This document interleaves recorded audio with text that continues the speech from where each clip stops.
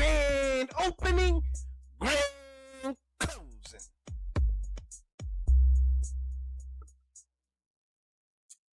Welcome, my friends, my family, my fellow gamers. Your only friend, these YouTube streets, Border Rock 77, back with another video. Thank you for checking out the video. And if you enjoyed this video, don't forget to hit the like button and subscribe if you're new to the channel. But I want to touch on something, and this is just not looking good, and it's about physical games on the PlayStation platform. It's just not looking good. Now, check this out. Let me show you something. So what you're seeing here right now is for fiscal year 2024.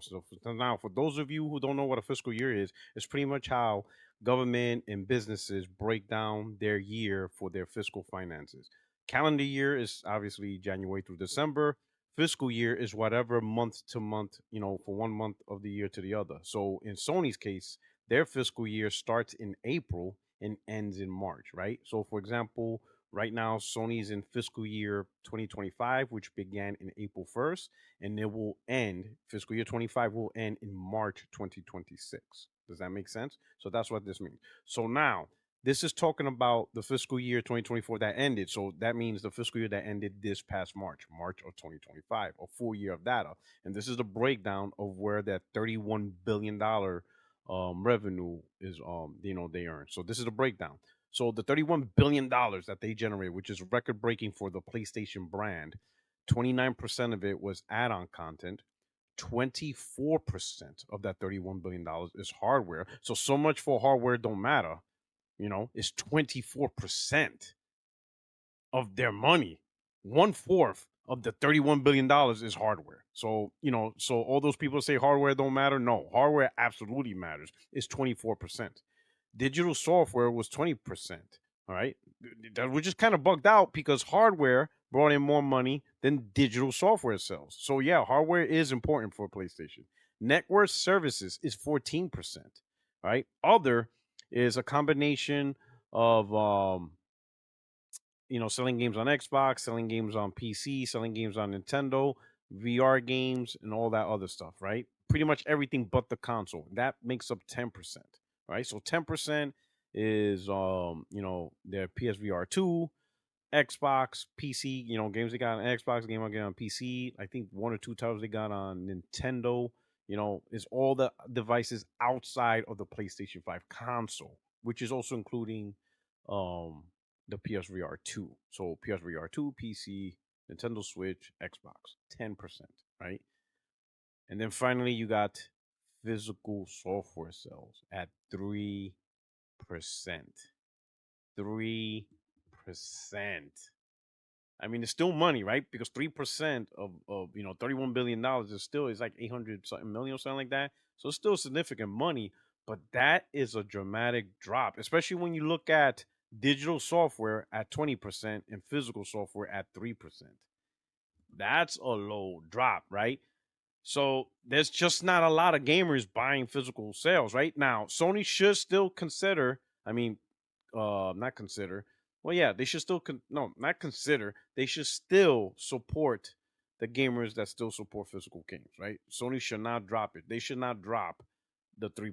3% is still 3%, right? Especially of $31 billion is still a decent amount of money, right?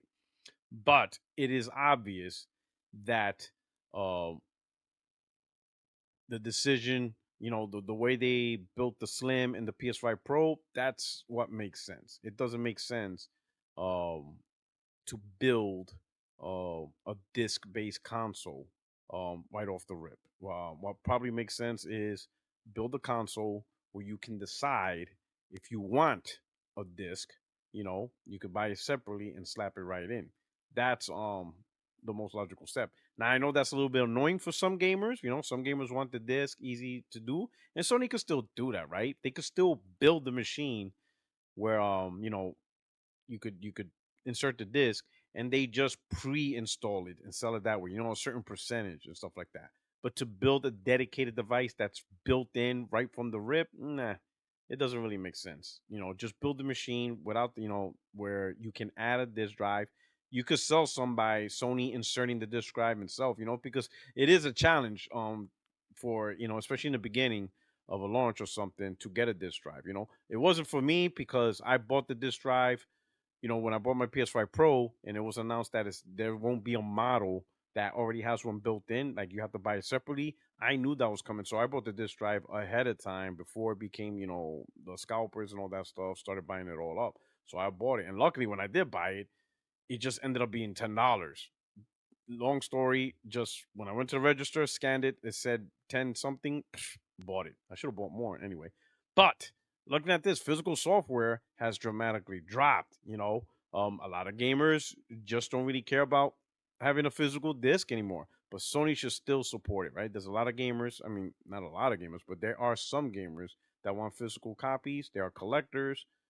You know, I mean, 3% of 3 billion, is still a significant amount. It's still a decent amount of money and stuff like that. So, I don't know. What do you think? You think there's gonna come up? Do you think consoles will one day end up like PC, where there's no option for all the games on physical disc, the full game on physical disc, where it's just gonna be 100% all digital? I hope that day doesn't come. Physical is gonna. That's part of the charm of consoles. I mean, 3%, that's crazy, But 3% of 3 billion is still a decent amount of change. But anyway, you let me know what you think. Are you a physical collector? Is all your games physical? And how does this make you feel? Like, what is your thought? Are you concerned about the future of physical gaming, disc-based gaming on a console? Let me know what you think. Go to the comment section, type it up. I will respond. And then don't forget to hit the like. And then, of course, please subscribe. And then see you Tuesday, 8:30 p.m. Eastern Time for 60 Frames No Lag podcast. Your only friend is YouTube Street Porter Rock 77. And I'm out of here. Peace.